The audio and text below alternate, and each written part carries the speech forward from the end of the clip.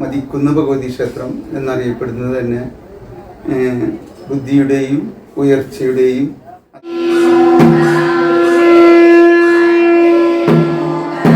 അവരാരാധിച്ചതിന് ശേഷം പിന്നീട് ബ്രാഹ്മണാധിപത്യത്തിൽ വരികയും അതിനുശേഷം ക്ഷത്രിയരുടെ കൈകളിലാവുകയും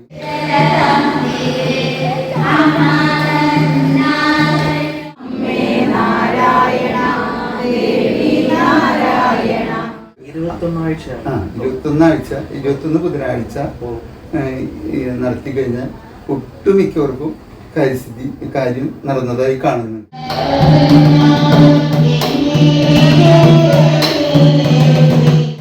ഓപ്പറേഷൻ കഴിഞ്ഞ് വന്ന് ഞാൻ വീണ്ടും വന്ന് എനിക്ക് സുഖമായിട്ട് തൊഴാനും ഇവിടെ വന്ന് புதன்கிழமை இங்க நடந்துட்டு இருக்கு. ரொம்ப ஃபேமஸா பார்க்கப்படுது. ஏன்னா வாரம் இந்த பூஜைக்கு மட்டுமே இவ்வளவு கூட்டம் இங்க கிரௌட் அதிகமா வந்துட்டு இருக்கு. நமக்கு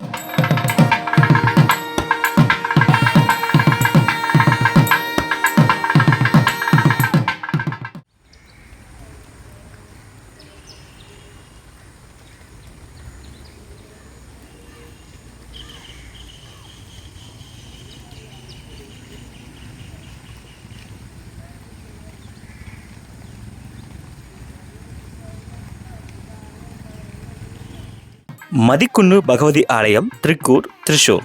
பசுமையான கிராமமோ பறந்து காணப்படக்கூடிய உயரமான மலைத்தொடர்களோ இயற்கையே அருளாசி புரியக்கூடிய ஒரு பிரபலமான ஸ்தலம்தான் இந்த மதிக்குன்னு பகுதி.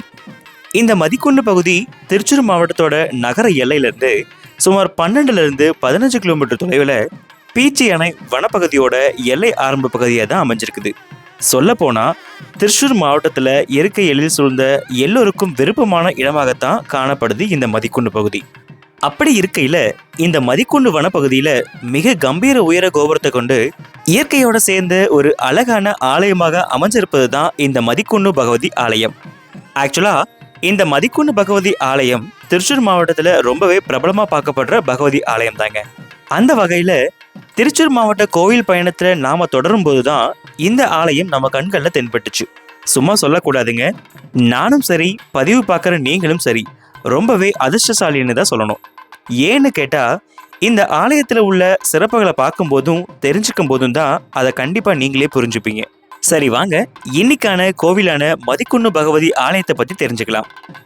ரொம்ப அடர்ந்த வனம், அழகான பசுமை நிற குளம், ஆர்ப்பரிச்சு இசைப்பாடக்கூடிய பறவைகள், அருமையான கேரள கலைநயம் கொண்ட ஒரு கோவில், அதில் அமைஞ்சிருக்கிற ஒரு குட்டியான உக்ர கோலம் கொண்ட சாந்த ஸ்வரூப முகம், வரக்கூடிய பக்தர்களை வாரி அணைக்கும் அளவுக்கு வரங்களை அள்ளி தருபவள் தான் இந்த மலைக்கு அடியில் உட்கார்ந்து இருக்கிற மதிக்குன்னு பகவதி என்னக்கூடிய பத்ரகாளி தாய். இந்த பகவதியோட பெயரை பாருங்க, மதிக்குன்னு, அதாவது மதின்னு சொன்னா அறிவுக்கு உள்ளவள்னு அர்த்தம், குன்னுன்னு சொன்னா மலை உயரம் அப்படின்னு தான் அர்த்தம்.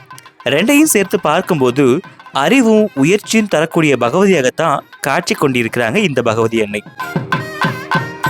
கேரளாவில் பகவதி அன்னைன்னு சொன்னா ஒரே பெயராக தான் காணப்படும்.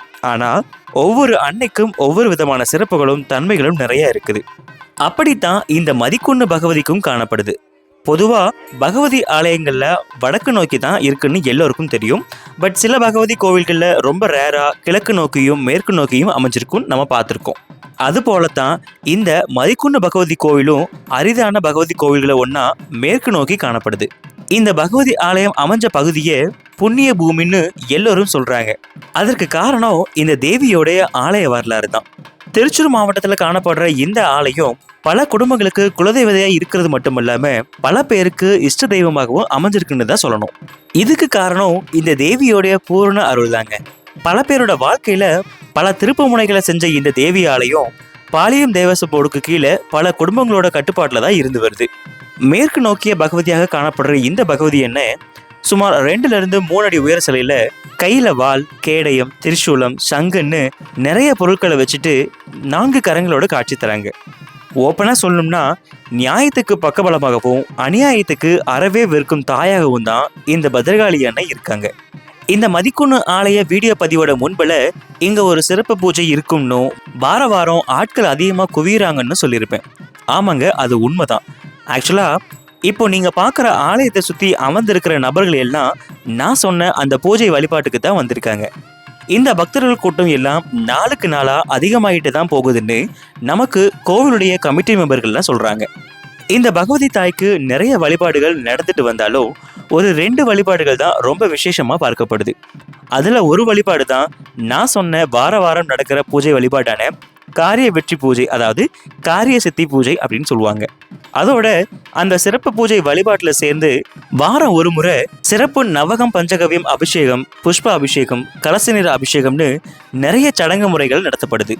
இது எல்லாத்தையும் அந்த பூஜை அன்னைக்கு மட்டும்தான் கண்டிப்பாக செய்வாங்க. ஓப்பனாக சொல்லப்போனால் நான் இந்த பதிவை எடுக்கிறதுக்கு முன்னாடி ஆலயத்துக்கு பர்மிஷன் கேட்க போனேன். அப்போது எனக்கு இந்த வாய்ப்பு கிடைக்கல. அதுக்கப்புறம் இந்த பூஜை அன்னைக்கு போனப்போ தான் அந்த பகவதி தாயோட முழு விஸ்வரூப தரிசனமும் கிடைச்சிச்சு. அதுலேயும் ஒரு விஷயத்தை பற்றி நான் இங்கே உங்களுக்கு தெளிவுபடுத்த விரும்புகிறேன். நான் சொன்ன அந்த பூஜை வழிபாடு கோவிலை சுற்றி வாரம் ஒரு டைம் நடந்துட்டு இருக்கும். அப்போது அதனோட கூட்டத்தோட மையத்தில் ஒரு கலசம் வச்சு தான் இந்த சடங்குகளும் இந்த கூட்டு பிரார்த்தனைகளும் கண்டிப்பாக நடக்கும். அதுக்கப்புறம் பூஜை முடிவில் அந்த கலசம் தான் அம்மனுக்கு கடைசி அபிஷேகம். அதோட முடிவில் கிடைக்கிற புஷ்பத்துக்கு இங்கே இருக்கிற அத்தனை மக்களும் மறக்காமல் பொறுமையாக நின்று அந்த பூக்களை வாங்கிட்டு போகிறாங்க. காரணம், அந்த பூக்கள் முழுவதும் அம்மன் மேலே போடப்பட்டு வர்றதால முடிவில் அனைவரும் பூஜையை முடிச்சுட்டு போகும்போது கண்டிப்பாக அந்த புஷ்பத்தை வாங்கிட்டு போகிறாங்க. ஏன்னா அவங்க செய்கிற அந்த காரிய சித்தி பூஜைக்கு இந்த பூக்களை பகவதி கொடுக்குற பிரசாதமாக பார்க்குறாங்க. கிட்டத்தட்ட ஒரு 2லேருந்து 3 மணி நேரம் இந்த பூஜைக்கு டைம் ஆகும். உண்மையை சொல்ல போனால் அந்த அளவுக்கு பக்தர்கள் தங்களோட பிரார்த்தனைகளை தேவிகிட்ட சொல்லி பொறுமையாகவும் நம்பிக்கையாகவும் வழிபடுறாங்க. அதுவும் இந்த பூஜைகளை செய்யும் போது பகவதி கொஞ்ச நாளைக்கு அப்புறமே அவங்களுடைய காரியங்களை நடத்தி கொடுக்கறதாகவும் சொல்றாங்க. இந்த மதிக்குன்னு பகவதிக்கு பல விசேஷங்கள் வருஷத்தில் நடந்துட்டு வருதுங்க. அதுல நான் சொன்ன பூஜைகளும் அதோட சேர்த்து சங்கீத கச்சேரிகள், வேளா, பொங்கல் விழா, பூரம் உற்சவம்னு நிறைய வழிபாட்டு விழாக்கள் நடைபெறுது.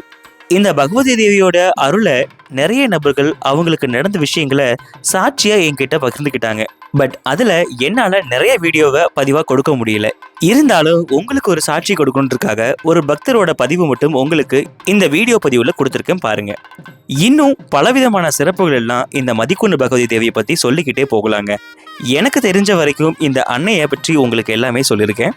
தேவியோட சரித்திரங்களை எப்பயும் போல நம்மளுடைய ஆலய நிர்வாகி கூறியிருக்காங்க, மறக்காம பாருங்க. இன்னொன்று கண்டிப்பாக சொல்லியே ஆகணும், காட்டுக்குள்ள கிராமத்து கோவிலில் அமைஞ்சிருக்கிறதால சாப்பாட்டுக்கு என்ன செய்யலாம் அப்படின்ட்டு கவலையே கண்டிப்பாக இந்த கோவிலில் இருக்காதுங்க. ஏன்னா எல்லா நாளும் இங்கே மதியம் 200 கிட்டத்தட்ட ஒரு 300 நபர்களுக்கு மேலாக அன்னதானம் கொடுத்துக்கிட்டே இருக்காங்க. ஆக்சுவலாக கடந்த வாரம் நம்ம பதிவில் திருக்கூர் மகாதேவ கோவிலை, அதாவது குகை கோவிலை கண்டிப்பாக பார்த்துருப்பீங்க. ஸோ அந்த ஆலயம் நீங்கள் தரிசனத்துக்கு போகும்போது இந்த மதிக்குன்னு பகவதி கோவிலையும் மறக்காமல் எல்லோரும் தரிசனம் பண்ணிட்டு வாங்க. இன்னும் நிறைய சுவாரஸ்யமான விஷயங்களை இந்த பகவதி தாயை பற்றி நாம் இந்த பதிவில் தொடர்ந்து தெரிஞ்சுக்கலாம் வாங்க. அம்மே தேவி சரணம், அம்மே நாராயணா.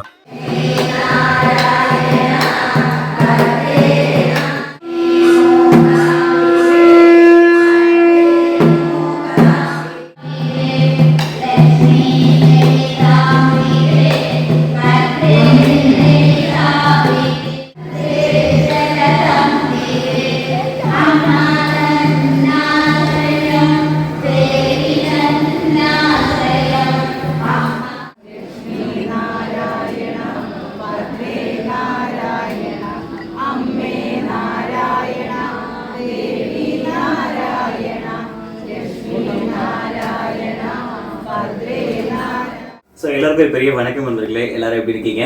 ஆக்சுவலாக கடந்த வாரம் நம்ம திருச்சூர் கோவில் ஆரம்பிச்சது எல்லாருக்கும் கண்டிப்பாக தெரியும் நினைக்கிறேன். ஏன்னா நம்ம கேரளா பயணம், அதாவது கேரளாவோட கோவில் பயணம் அடுத்தது தொடர்ந்து போயிட்டு இருக்கோம். ஸோ லாஸ்ட் வாரம் வந்துட்டு நம்ம திருச்சூர் மாவட்டத்தை பார்த்தோம். அதாவது திருச்சூர் மாவட்டத்தில் திருக்கூர் அப்படின்னு சொல்லிட்டு ஒரு மகாதேவன் கோவில், அதாவது ஒரு குகை கோவில் பார்த்தோம். ஸோ அதை தொடர்ந்து பார்த்தீங்க அப்படின்னா அந்த கோவிலேருந்து ஒரு 2 கிலோமீட்டர் தொலைவு தான் இங்கே ஒரு கோவிலுக்கு வந்திருக்கும். ஆக்சுவலாக இந்த கோவிலும் பார்த்தீங்க அப்படின்னா திருச்சூர் மாவட்டம் தான். சேம் திருச்சூரில் இன்னும் அடுத்தது தொடர்ந்து நிறைய கோவிலும் பார்க்க இருக்கும். திருச்சூர் மட்டும் இல்லாமல் கூடுதலாக பாலக்காடு அண்ட் மலப்புரம், ஸோ விட்டுப்பாளையம் கோவிலும் நம்ம கண்டிப்பாக தொடர்ந்து பார்க்கலாம். ஸோ இந்த வார கோவில் பதிவு திருச்சூர் இருக்கக்கூடிய திருக்கூர் அப்படின்னு சொல்லக்கூடிய அந்த பகுதியிலேருந்து ஒரு 2 கிலோமீட்டர் இருக்கக்கூடிய மதிக்குன்னு பகவதி கஷேத்திரம் அப்படின்னு சொல்லி பகவதி கோவிலுக்கு தான் வந்திருக்கும். ஆக்சுவலாக இந்த கோவில் நமக்கு ஷூட் எடுக்க பெர்மிஷன் கொடுத்தது இந்த கோவில் நிர்வாகம் தான் நமக்கு பெர்மிஷன் கொடுத்தாங்க. இப்போ இந்த கோவிலை பற்றி விசேஷ சரித்திரத்தை தெரிஞ்சுக்கிறதுக்காக நம்ம கூட பிரசிடென்ட் இருக்காங்க, அவங்க கேட்டு தெரிஞ்சுக்கலாம். ஸோ நமஸ்காரம் ஏட்டா. നമസ്കാരം. നിങ്ങളുടെ പേര് പറഞ്ഞു കേട്ടാ? ഞാൻ സുരേഷ് സുരേഷ് നെല്ലിശ്ശേരി. ഞാൻ ഇവിടുത്തെ ഈ ക്ഷേത്രത്തിലെ പ്രസിഡന്റാണ്. പ്രസിഡന്റ് ആണ്. ഏട്ടാ, നമ്മുടെ മതിക്കുന്ന് ഭഗവതി ക്ഷേത്രത്തിന്റെ ചരിത്രം എന്താണ് ഏട്ടാ? തൃശ്ശൂർ ജില്ലയിലെ നിന്ന് ഒരു 12 കിലോമീറ്റർ തെക്ക് കിഴക്കായിട്ട് സ്ഥിതി ചെയ്യുന്ന ഒരു ഗ്രാമമാണ് തൃക്കൂർ ഗ്രാമം. ശരി. ആ തൃക്കൂർ ഗ്രാമത്തിലെ ഒരു പ്രധാനപ്പെട്ട ഭഗവതി ക്ഷേത്രമാണ് തൃക്കൂർ മതിക്കുന്ന് ഭഗവതി ക്ഷേത്രം. ശരി ശരി ശരി. ഈ ക്ഷേത്രം പുണ്യപുരാതന ക്ഷേത്രമാണ്. ഋഷിമാര് തപസ്സനുഷ്ഠിച്ച് ഇരുന്ന ഒരു സ്ഥലമാണെന്നാണ് അഷ്ടമംഗല്യ പ്രശ്നത്തിലൊക്കെ പറഞ്ഞിട്ടുള്ളത്. ദേവി പടിഞ്ഞാറോട്ട് തിരിഞ്ഞിരുന്ന് ഭക്തരെ അനുഗ്രഹിച്ചുകൊണ്ടിരിക്കുകയാണ്. പടിഞ്ഞാറ് ഭാഗത്ത് നിന്ന് തൃക്കൂരപ്പൻ ഭക്തരെ അനുഗ്രഹിച്ചുകൊണ്ടിരിക്കുന്നു. മതിക്കുന്ന് ഭഗവതി ക്ഷേത്രം എന്നറിയപ്പെടുന്നത് തന്നെ ബുദ്ധിയുടെയും ഉയർച്ചയുടെയും അർത്ഥം വരുന്ന വാക്കുകളാണ് അതിൽ ഉൾക്കൊണ്ടിരിക്കുന്നത്. ബുദ്ധിയും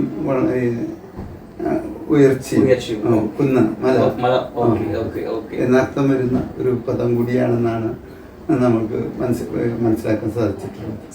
ആർത്തത്രാണപരായണിയായ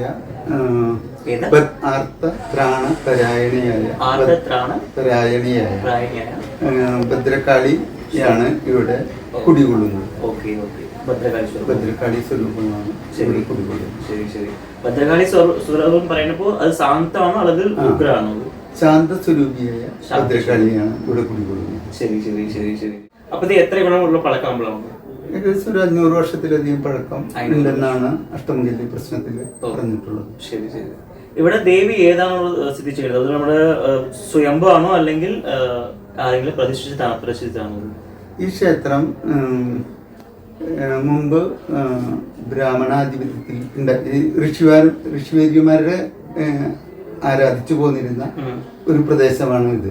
അവരെ ആരാധിച്ചതിന് ശേഷം പിന്നീട് ബ്രാഹ്മണാധിപത്യത്തിൽ വരികയും അതിനുശേഷം ക്ഷത്രിയരുടെ കൈകളിലാവുകയും പിന്നീട് ഈ ക്ഷേത്രം നാട്ടുകാർ സംരക്ഷിച്ചു പോരുകയാണ് ചെയ്തു പോരുന്നത്. ശരി ശരി ശരി ശരി ശരി. ശരി. ഇവിടുത്തെ പ്രത്യേക വിശേഷ വഴിപാടുകൾ എന്താണ്? ഇവിടുത്തെ പ്രധാന വഴിപാടുകൾ എന്ന് പറയുന്നത് ഇവിടുത്തെ ഒരു പ്രധാന പൂജയാണ് കാര്യസിദ്ധി പൂജ. പിന്നെ എല്ലാവരുടെയും ദുരിതങ്ങളൊക്കെ മാറുന്നതിന് വേണ്ടിയിട്ടുള്ള ഒരു പ്രധാന പൂജയാണ് ഗുരുതി. പിന്നെ ദേവിക്ക് എല്ലാ വിധത്തിലുള്ള വഴിപാടുകളും നടന്നു വരുന്നുണ്ട്. ഈ ബുധനാഴ്ചകളിലാണ് കാര്യസിദ്ധി പൂജ നടന്നു വരുന്നത്. ലളിതാ സഹസ്രനാമം ഒരു കൂട്ടം ആൾക്കാർ കൊല്ലത്ത് നിന്നുള്ള ഒരു മാമിയുടെ നേതൃത്വത്തിൽ ജപിക്കുകയാണ് ചെയ്യുന്നത്. ഒരു കൂട്ട പ്രാർത്ഥനയാണ് അത്. ഭക്തർക്ക് ഒരു സമയത്ത് 10,000-ഓളം ആളുകൾ ഇവിടെ ഈ പൂജയിൽ പങ്കെടുത്തിരുന്നു. പിന്നെ കൊറോണയ്ക്ക് ശേഷം കുറച്ചൊന്ന് കുറഞ്ഞു പോകുന്നതാണ്. ഇപ്പോഴും ക്ഷേത്രത്തിനുള്ളിലുള്ള സ്ഥലത്ത് ഇപ്പോഴും ആയിരക്കണക്കിന് ആൾക്കാരിരുന്ന് ഈ ബുധനാഴ്ചകളിൽ 10:45 ഈ സഹസ്രനാമം ചൊല്ലാൻ കൂട്ടായിരിക്കും. ഈ കാര്യസിദ്ധ പൂജ മാസത്തിൽ ഒരിക്കലേക്കാണോ അല്ലെങ്കിൽ എല്ലാ ബുധനാഴ്ചകളിലും ആഴ്ചയിൽ എല്ലാ ബുധനാഴ്ചകളിലുമാണ് ഈ കാര്യസിദ്ധി പൂജ നടക്കുന്നത്.